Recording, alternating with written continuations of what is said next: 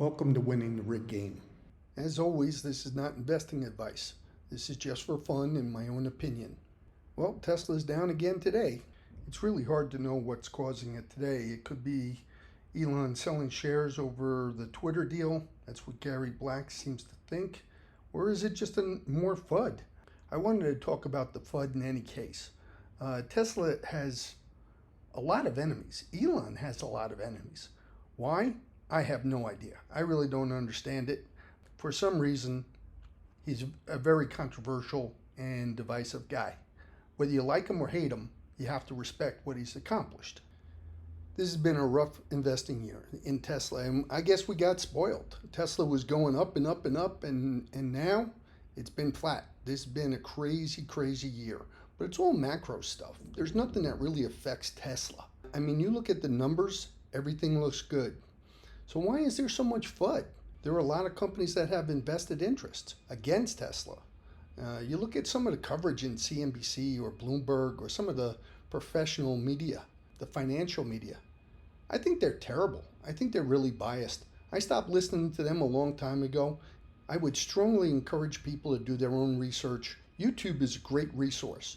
Some of the YouTubers, besides me, obviously I'm fairly new and don't have a wide reach, but Rob Maurer, Stephen Mark Ryan, Solving the Money Problem, Electrify, Best in Tesla. There's all sorts of them out there, and they're doing tremendous, tremendous research. A hell of a lot better than you're going to get on CNBC or Bloomberg. I listen to the Global Lithium podcast religiously.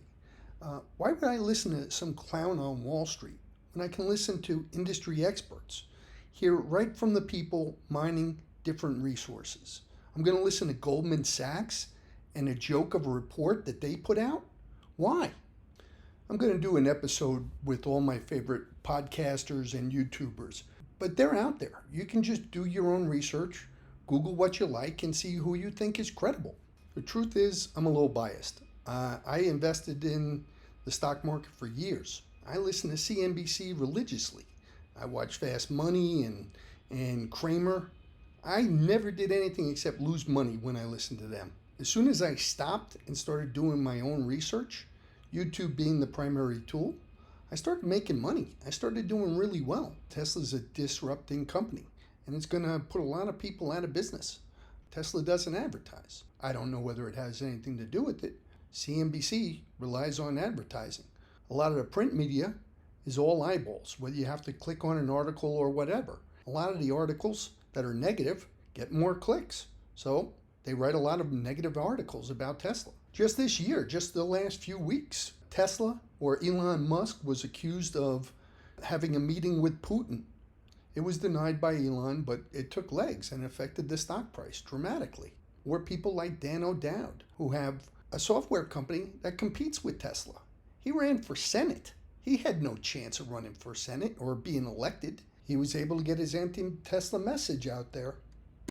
How many times is CNBC going to have Gordon Johnson on? The guy has no credibility. Who's paying him? Who are his investors? How does he make money? Do they ask any of these tough questions? The guy's on there as a joke. And that's the bottom line. So my advice, stop listening to CNBC. I really started getting annoyed about the FUD. Earlier this month, with the production and delivery numbers, Tesla reported good numbers. They even explained why their numbers were lighter, because they're trying to flatten out the delivery waves. It's not efficient, it's not cost effective, so they're just trying to smooth it out. But do they lead with that? No. Do they explain it? Most of the time, no. They just try and get clicks and scare people out of stocks. Why? I think there are some people that have interest in getting you to sell your Tesla stock. Personally, I think the Wall Street guys are a little threatened. They don't like individual investors. We don't need them now. We can do our own research. The information's there. I started following conferences on lithium mining and learning everything I could about lithium because I knew it was a growth industry.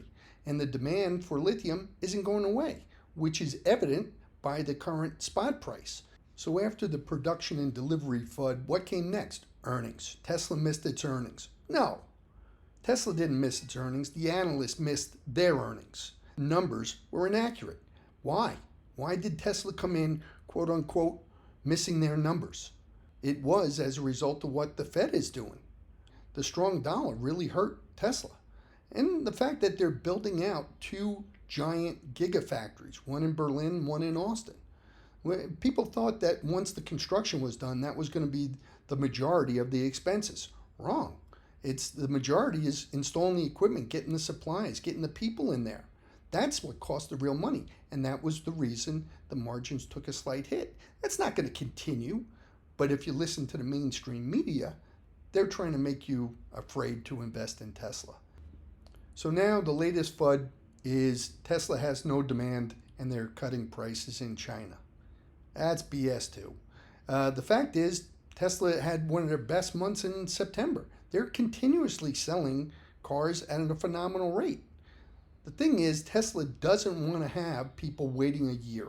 One, it's a bad customer experience. I know a lot of guys that are waiting for Cybertrucks.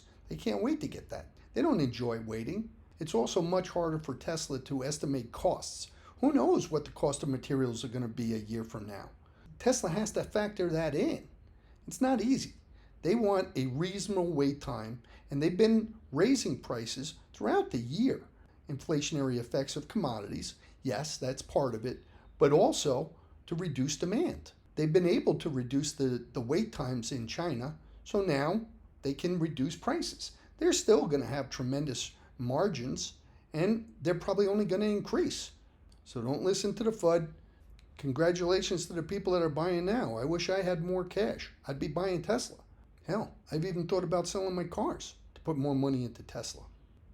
So if you have spare cash right now, God bless you. So is Tesla down today because of FUD or because Elon's selling? Well, we'll probably find out in a couple of days if he's selling based on the Form 4s. Rob Maurer is great about that, and I'm sure he'll cover it. If you believe in Tesla and the future growth, the robo-taxi network, I feel, is coming. The energy business is growing. It was $1 billion last quarter. The virtual private power plants are going to be growing and are going to be a significant part of the energy business. I'll have episodes on some of these more specific topics later. But if you feel strongly about Tesla, just keep buying, holding, don't panic. Don't let them scare you out of your positions. I trust Elon, but yeah, sometimes he's a little controversial. But the Twitter controversy and drama is going to be ending soon. Should be over this week. We'll see. But I feel strongly about the future of Tesla. I hope you liked the episode, and if you did, click the bell, hit the like button, and subscribe.